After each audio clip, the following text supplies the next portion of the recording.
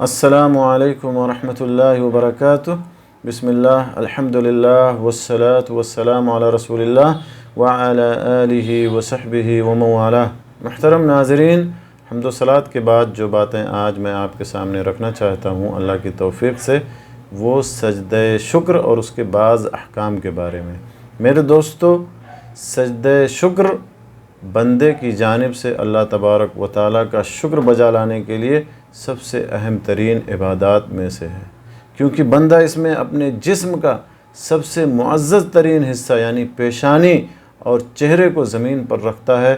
اور اس کے ذریعے دل، زبان اور اپنے بقیہ تمام اعضاء سے اللہ تبارک و تعالیٰ کا شکر بجا لاتا ہے۔ سجدہ شکر ادا کرنا نبی صلی اللہ علیہ وسلم کا طریقہ،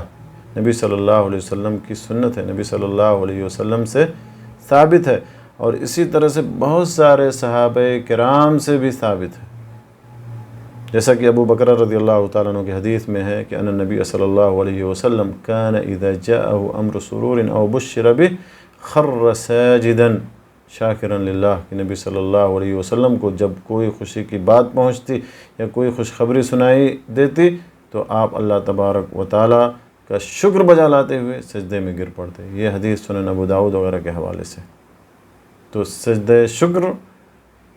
یہ مشروع ہے، نبی صلی اللہ علیہ وسلم سے ثابت ہے، بہت سارے صحابہ کرام رضی اللہ عنہم اجمعین سے بھی ثابت ہے۔ سجدہ شکر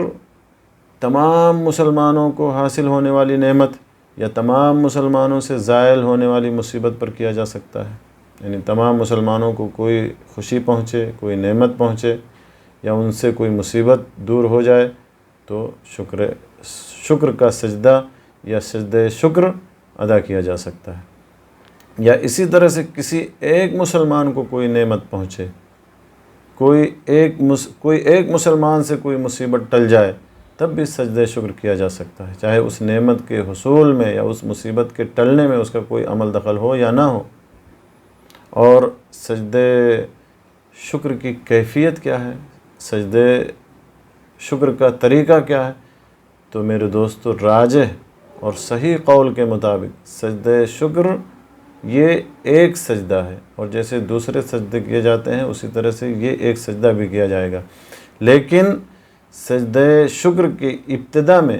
سجدہ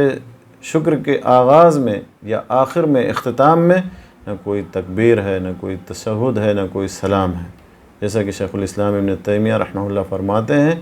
کہ سجدہ شکر کے لیے نہ تو کوئی تشہد ہے اور نہ ہی کوئی سلام ہے، بلکہ یہ بدعت ہے اور ایسا کرنا بالکل جائز اور درست نہیں ہے۔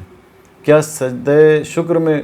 کوئی مخصوص دعا پڑھنی ثابت ہے نبی صلی اللہ علیہ وسلم سے؟ تو اس سلسلے میں راجح اور صحیح بات یہ ہے کہ سجدہ شکر میں کوئی مخصوص ذکر، کوئی مخصوص دعا نبی صلی اللہ علیہ وسلم سے ثابت نہیں ہے، بلکہ سجدہ شکر کرنے والے کو سجدے کی حالت میں وہی کچھ کہنا چاہیے جو موقع محل کے مطابق ہو، جیسے کہ اللہ تبارک و تعالیٰ کی حمد و ثنا بیان کرنا، شکر بجا لانا، دعا و استغفار کرنا وغیرہ وغیرہ۔ امام شوکانی رحمہ اللہ فرماتے ہیں کہ سجدہ شکر میں آپ صلی اللہ علیہ وسلم کی مانگی ہوئی دعائیں منقول نہیں ہیں، لہذا سجدہ کرنے والے کو کثرت کے ساتھ اللہ تبارک و تعالیٰ کا شکر بجا لانا چاہیے، کیونکہ یہ سجدہ شکرانے کا سجدہ ہے۔ اسی طرح سے کیا سجدہ شکر کے لیے وہی شرائط ہیں جو نماز کے لیے ہیں؟ تو اس سلسلے میں راجح اور صحیح بات یہ ہے کہ سجدہ شکر کے لیے وہ شرائط نہیں جو نماز کے لیے ہیں، جیسے کہ طہارت، لہذا طہارت کا ہونا سجدہ شکر کے لیے شرط نہیں ہے، باحجاب ہونا عورت کا، یا اسی طرح سے قبلہ رخ ہونا، یا اسی طرح سے اور دوسرے امور، کیونکہ سجدہ شکر یہ نماز سے اس کا کوئی تعلق نہیں ہے، لہذا جو نماز کے شرائط ہیں وہ سجدہ شکر کے شرائط نہیں ہیں، اور یہی بہت سارے سلف صالحین کی یہی رائے ہے، ان کا یہی موقف ہے۔ اسی طرح سے اگر نماز کی حالت میں، نماز کے دوران کوئی خوشخبری ملے تو کیا نماز کی حالت میں سجدہ شکر کرنا چاہیے یا نہیں کرنا چاہیے؟ تو اس سلسلے میں صحیح بات یہ ہے کہ نماز کی حالت میں سجدہ شکر نہیں کرنا چاہیے۔ اگر نماز کے دوران، نماز کی حالت میں کوئی خوشخبری پہنچے تو سجدہ شکر نہیں کرنا چاہیے، بلکہ شیخ ابن عثیمین رحمہ اللہ نے لکھا ہے کہ اگر کوئی عمدن اور قصدن جان اور بوجھ کر کے سجدہ شکر نماز کی حالت میں کرتا ہے تو پھر اس کی نماز باطل ہو جائے گی۔ تو یہ میرے دوستو سجدہ شکر کے یہ مختصر احکام آپ کے سامنے بیان کیا گیا۔ اللہ تبارک و تعالیٰ سے دعا ہے کہ اللہ تعالیٰ ہمیں ان باتوں کو جاننے سننے اور سمجھنے کے بعد اللہ ہمیں نیک عمل کی توفیق بخشے۔ آمین وآخر دعوانا الحمدللہ رب العالمین وصلی اللہ علی نبینا محمد وعلی آلہ وصحبہ اجمعین۔